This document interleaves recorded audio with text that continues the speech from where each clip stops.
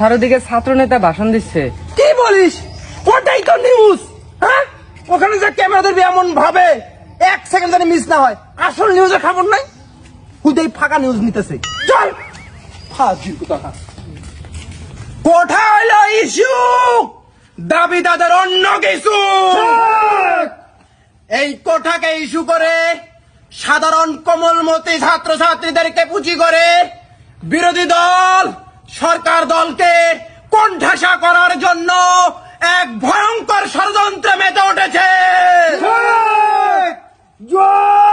আস্তে আস্তে ভাইরা আমার, আপনারা দেখেছেন আমাদের নেতৃত্বে অত্র এলাকায় কোন প্রকার দাঙ্গা হাঙ্গামা সংঘর্ষ অপ্রীতিকর ঘটনা ঘটে নাই, কিন্তু ওই বিরোধী দলের ছেলেপেলেরা সামাজিক যোগাযোগ মাধ্যমে প্রকাশ করছে সাধারণ ছাত্রছাত্রীদের উপর পুলিশ সহ আমরা নাকি হামলা মামলায় জড়িয়ে পড়েছে।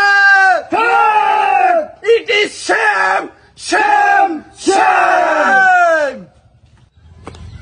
সুপ্রিয় দর্শক, আপনারা নিজের কানে শুনতে পারলেন, অত্র এলাকায় কোনো বিশৃঙ্খলা না হয়ে শান্তিপূর্ণভাবে মিছিল মিটিং হইতেছে। অতএব গুজবে কান দিবেন না। ফাজলামি শুরু করছেন না, বাদামি দিবে সাংবাদিকতা শুরু করছেন।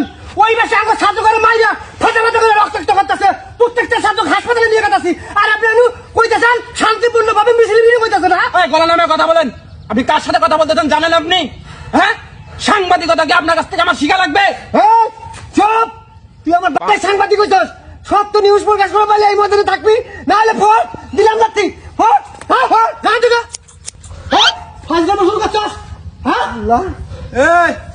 করলাম না আপনাদের ঘোর দূরে আন্দোলনের সংবাদ প্রচার করলাম না? হ্যাঁ, আমাদের মাঠের মধ্যে কত সুন্দর মুগ ডালের বাম্পার ফলন হইতেছে, এত দামি একটা নিউজ প্রচার করা বাদ দিয়ে এইখানে আসছি জীবনের মায়া ত্যাগ করে। আর আপনারা আমার উপরে এই জন্যই তো আপনাদের আন্দোলন সফল হবে।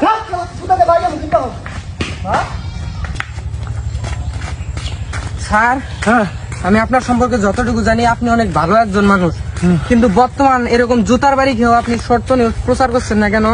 সেটাই তো কথা রে মোকলেস, উপর মহলে চাপ আছে, সত্য নিউজ প্রকাশ করা যাবে না। যদি পাকনামি করে সত্য নিউজ প্রকাশ করি তাহলে আমার চাকরিটি কোয়ালিটি ফাইট। তুমি হয়তো বা জানো না, 20 লাখ টাকা ঘুষ দিয়ে এই বাস টিভিতে আমি চাকরি নিছি। বেতন দিয়ে এই পর্যন্ত 5 লাখ টাকাও তুলতে পারি নাই। এখন যদি আমি সত্য নিউজ